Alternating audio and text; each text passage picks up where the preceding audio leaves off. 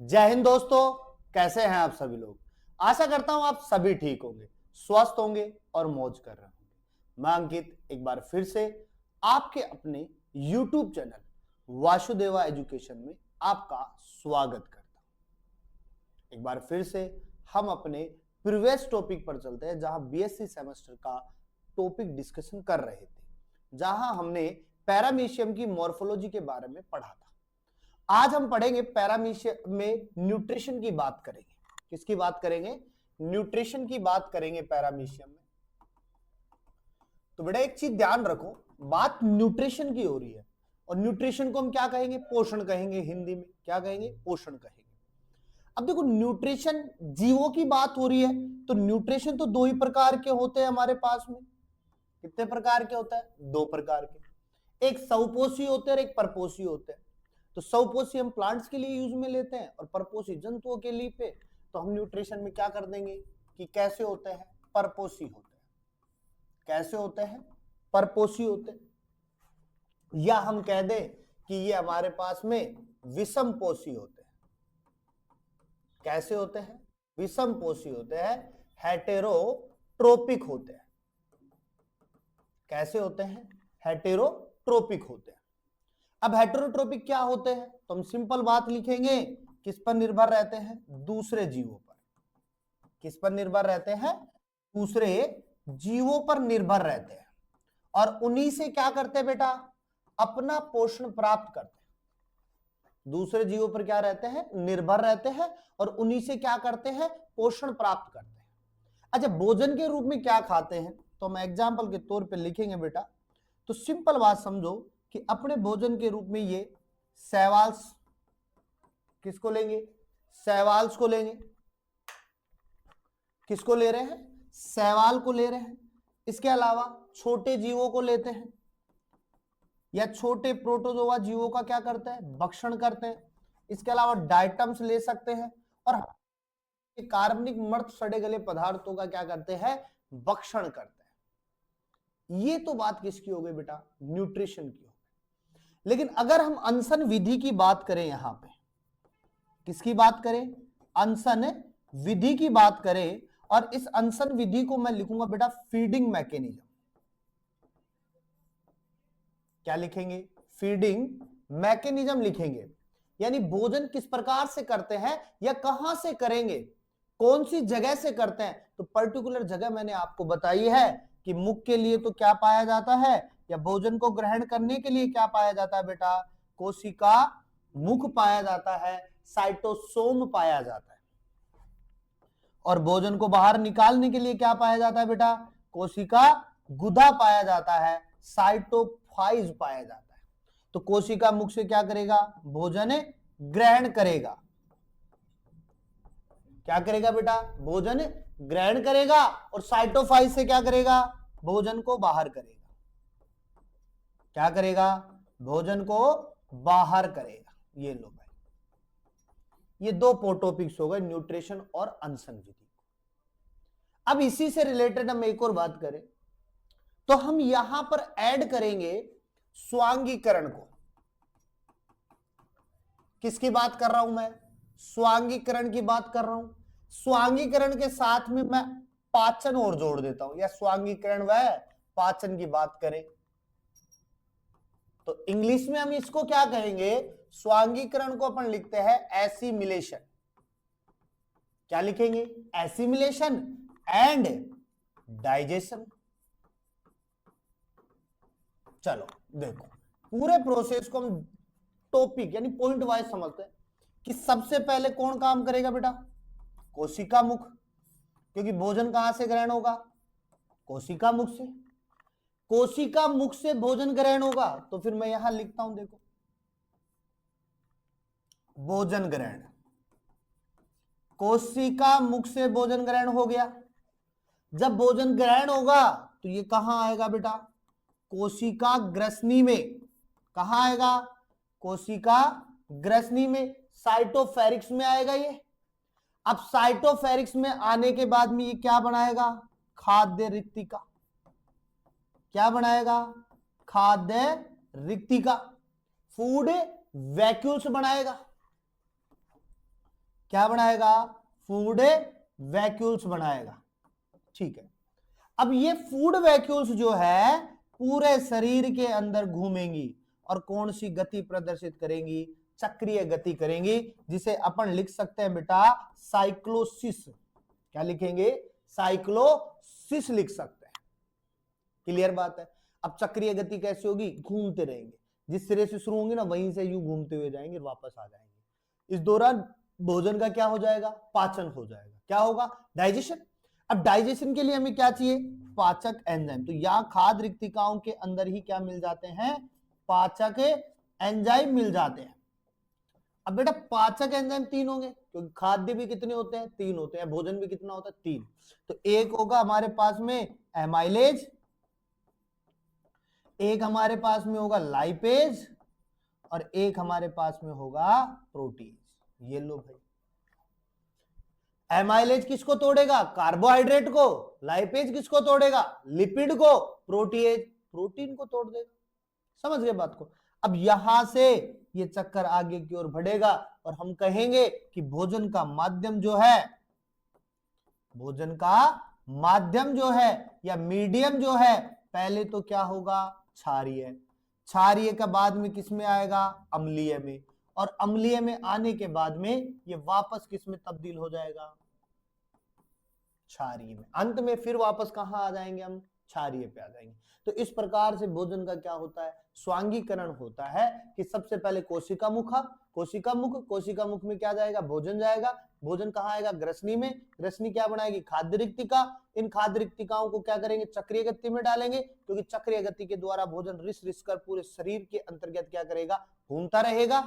वहां पर हम क्या मिलाएंगे? पाचक एंजाइम, क्योंकि भोजन को डाइजेस्ट करना है। अब जैसे ही भोजन डाइजेस्ट होगा तो कितने एंजाइम काम करेंगे? 3, एमाइलेज, लाइपेज और प्रोटीएज। फिर हम भोजन के माध्यम की बात करेंगे, तो भोजन का माध्यम पहले क्या होगा बेटा? अम्लीय, क्षारीय, बाद में अम्लीय और अंत में क्या होगा? क्षारीय। इस प्रकार से भोजन का पूरे का क्या होगा? पाचन। क्लियर बात है? इसके बाद बात करेंगे बेटा बही क्षेपण की। किसकी बात करेंगे? बही क्षेपण की, जिसे हम क्या कह रहे हैं? एगेशन। यहां पर भी हम सिंपल पॉइंट्स की बात कर लेंगे। सिंपल पॉइंट्स में क्या कहेंगे? कोशिका मुख के द्वारा भोजन ग्रहण करेगा, तो पचित भोजन तो क्या करेगा? शरीर के अंदर काम में लेगा, और अपचित भोजन को क्या कर देंगे? बाहर। तो हम यहां पे डेफिनेशन क्या लिखेंगे बेटा?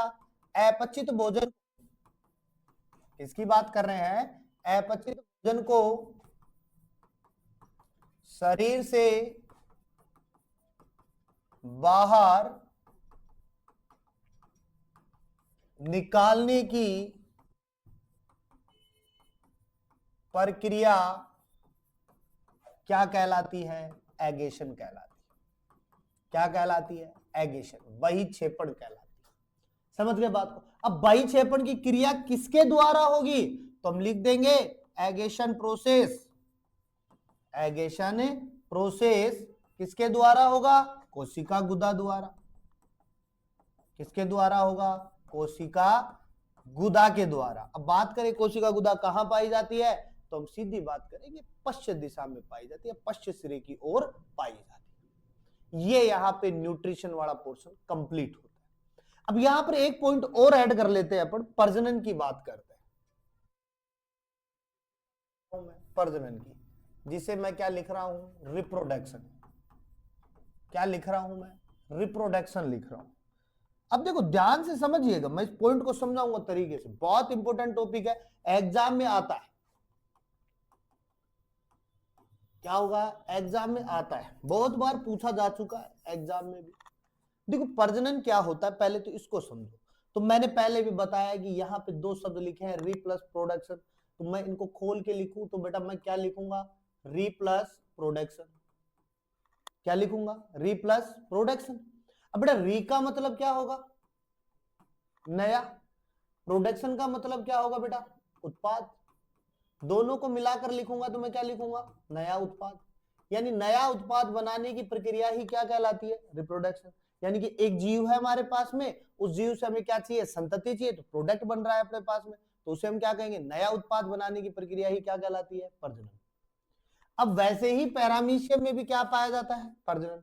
अब प्रजनन दो प्रकार के होते हैं, या तो अलैंगिक होगा या लैंगिक होगा। और कुदरत से क्या होता है कि पैरामीशियम में दोनों पाए जाते हैं, अलैंगिक भी पाया जाता है और कौन सा पाया जाता है, लैंगिक भी पाया जाता है, दोनों पाए जाते हैं। एसेक्सुअल रिप्रोडक्शन भी पाया जाता है और सेक्सुअल रिप्रोडक्शन भी पाया जाता है। लेकिन स्वाभाविक सी बात क्या है, मेन मुद्दे की बात क्या है कि अलैंगिक जनन जो है वो होगा द्विविभाजन द्वारा। किसके द्वारा होगा, द्विविभाजन के द्वारा। और वहीं अगर हम लैंगिक जनन की बात करें तो लैंगिक जनन होगा सहयुग्मन के द्वारा। लेकिन देखो बात क्या है बेटा, रियलिटी क्या है कि हमने लैंगिक जनन के लिए केवल एक चीज पढ़ी है, अगर एक नर है और एक मादा है, दोनों का आपस में मिलन होगा तो लैंगिक जनन होगा, अन्यथा नहीं होगा। यार नर और मादा की तो पहचान ही नहीं है हमारे पास में, तो हम क्या कहेंगे कि दो पैरामीशियम आपस में जुड़ते हैं, इसलिए हम उसको क्या मानते हैं, लैंगिक जनन मानते हैं। ठीक है, तो अब इनकी बाद में बात करेंगे अपन, इसकी बाद में यानी एक नेक्स्ट वीडियो बनाएंगे उसमें बात करेंगे। अपन बात करते हैं यहां पे द्विविभाजन की। किसकी बात करेंगे, द्विविभाजन की। तो यहां पे अपन हेडिंग लगाते हैं द्विविभाजन। क्या लगाते हैं, द्विविभाजन। और द्विविभाजन को हम क्या लिखेंगे बेटा, बाइनरी फीजन।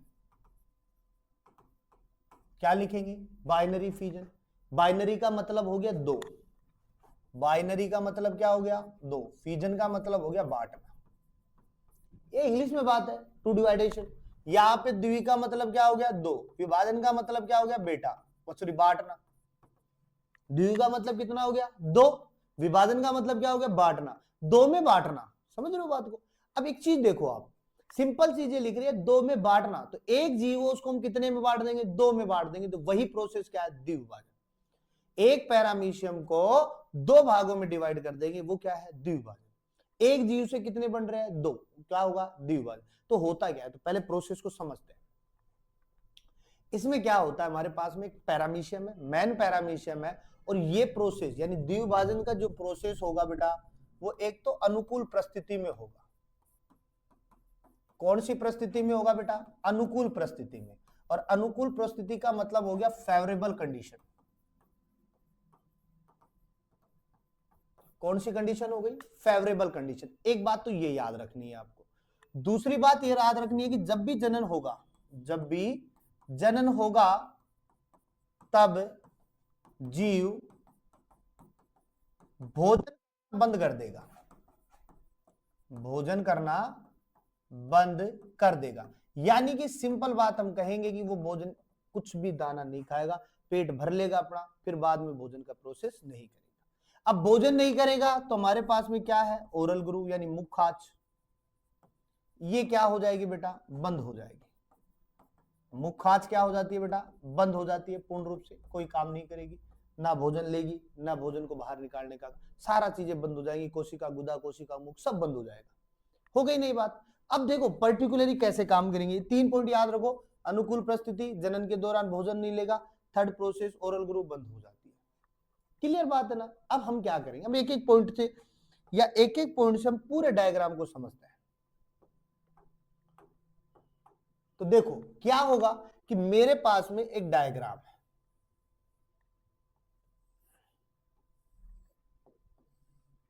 ये मेरे पास में एक पैरामीशियम का ढांचा बन गया। क्या बन गया बेटा, ढांचा बन गया। अब देखो इस पैरामीशियम में एक्चुअली हमारे पास में था क्या, तो एक तो मेरे पास में बेटा क्या था, कल तक छोटा केंद्रक था। एक मेरे पास में क्या था, बड़ा केंद्रक था जो बीन शेप्ड था। ठीक है, इसे मैं कौन सा केंद्रक कहूंगा, लघु केंद्रक। इसे मैं कौन सा कहूंगा, गुरु केंद्रक, जिसे मैक्रो कहूंगा। और एक पैरामीशियम में क्या है, एक कॉन्ट्रैक्टाइल वैक्यूल ऊपर है, एक कॉन्ट्रैक्टाइल वैक्यूल नीचे है। क्लियर बात है। बीच में हमारे पास में यहाँ पे क्या प्रेजेंट है, ओरल ग्रुप प्रेजेंट है। ओरल ग्रुप से अपने पास में क्या बन गई, खाद्यान्नी बन गई। यहाँ पे मैंने क्या बना दी, कोशिका गुदा बना दी। और इसके चारों तरफ क्या प्रेजेंट है, सीलिया प्रेजेंट है। ये हमारे पास में एक पैरामीशियम की बेसिक स्ट्रक्चर बढ़ गई। अब मैंने क्या कहा, फेवरेबल कंडीशंस में होगी, और फेवरेबल कंडीशंस में होने के लिए इसका ओरल ग्रुप क्या होगा, बंद। तो जैसे ही मैं दूसरे प्रोसेस में लेके जाऊंगा तो डायग्राम तो यही रहेगा अपने पास में, और इसकी ओरल ग्रुप में क्या कर दूंगा, बंद। बंद हो गई अपने पास में। तो ये दूसरे फेज में ओरल ग्रुप बंद। अब जैसे ओरल ग्रुप बंद होगी तो केंद्रक अपने पास में छोटा एजिटीज आ जाएगा और बड़ा एजिटीज आ जाएगा, दो को लेके चलेगी क्योंकि दो का ही काम है। और हमें पता है बेटा कि केंद्रक में विभाजन करना है, केंद्रक में भी किसमें, लघु केंद्रक, क्योंकि जनन का काम कौन करेगा, लघु केंद्रक, बड़ा थोड़ी कर रहा है। लेकिन बड़े को भी तो साथ रखना पड़ेगा, क्योंकि फिर हमें दूसरे जब उनकी संतति का बंटवारा करेंगे तो फिर गुरु केंद्रक कहां से लाएंगे, इसलिए दोनों को साथ लेके चलेंगे। लेकिन हमें विभाजन कहां करना है, लघु केंद्रक में, जननिक केंद्रक में। और विभाजन कौन सा करेंगे, माइटोसिस। माइटोसिस क्या कहता है कि कोई भी कोशिका दो भागों में बढ़ जाएगी, तो केंद्रक भी कितने भागों में बढ़ जाएगा, दो भागों में, समान भागों में। और एक होता है एमाइटोसिस, तो गुरु केंद्रक में कौन सा कर देंगे, एमाइटोसिस। एमाइटोसिस क्या कहेगा, असमान रूप से दो भागों में बढ़ जाएगा, समान रूप से दो भागों में बढ़ जाएगा और डंबल शेप हो जाएगा। तो फिर मैं क्या करूंगा बेटा, यहां पे एक और स्ट्रक्चर बना देते हैं, ये लो, ये बन गए। यहां पे बेसिक क्या होगा, ये एक केंद्रक, ये एक केंद्रक, समझ गए बात को, दो केंद्रक बन गए ना। अब ये जो अपने पास में जो डंबल शेप्ड है, इसको मैं क्या करूंगा, डंबल शेप बना दूंगा। इसके अंदर भी क्या होगा, विभाजन होगा और ये दो भागों में बढ़ जाएगा।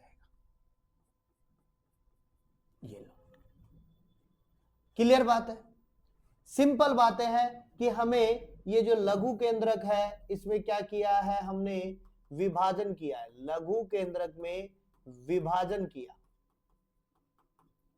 और विभाजन कौन सा किया बेटा हमने, तो दूसरा लाइन लिखेंगे, माइटोसिस किया। माइटोसिस में बेटा क्या होगा, दो केंद्रक बन जाएंगे, बन गए।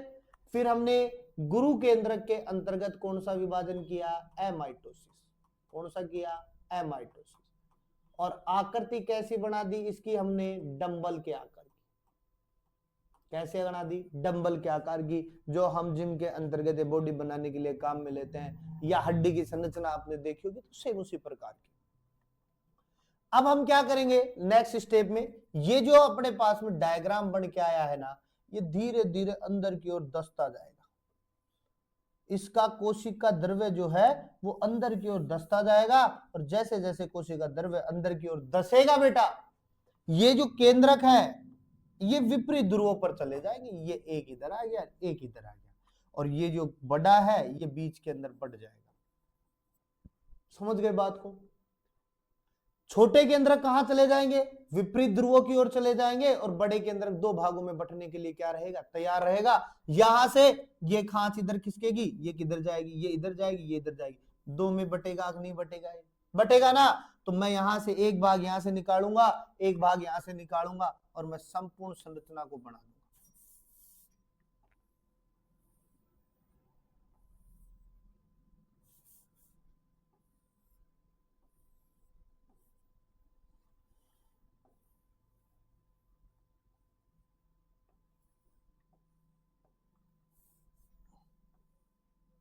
ये हमने यहां पे पैरामीशियम की वापस से क्या लिया है, सेम स्ट्रक्चर को उठा लाएंगे। तो यहां पर हमने क्या बना दिया, लघु केंद्रक, और यहां पे हम क्या बना देंगे, गुरु केंद्रक।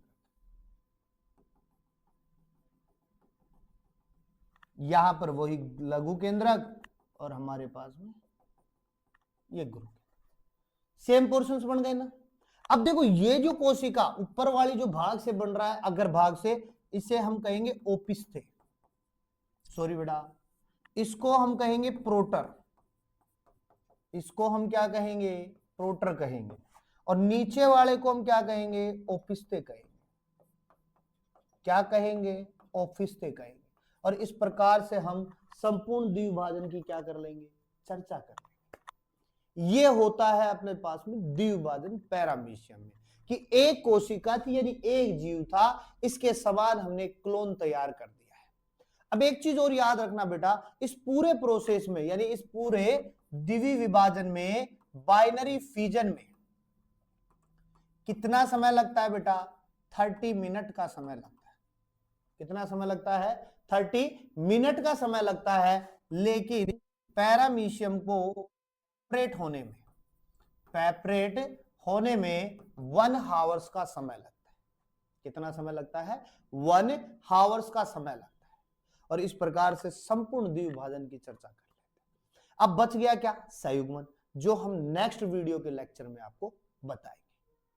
तब तक के लिए आप वीडियो को लाइक करें, पसंद आए तो कमेंट कर दें, कमी हो तो वो बता दो, और कोई नया हो तो वो वीडियो को यानी चैनल को सब्सक्राइब करें, बेल आइकन को दबाएं, जिससे वीडियो का नोटिफिकेशन जल्द से जल्द आपके पास में आ जाए।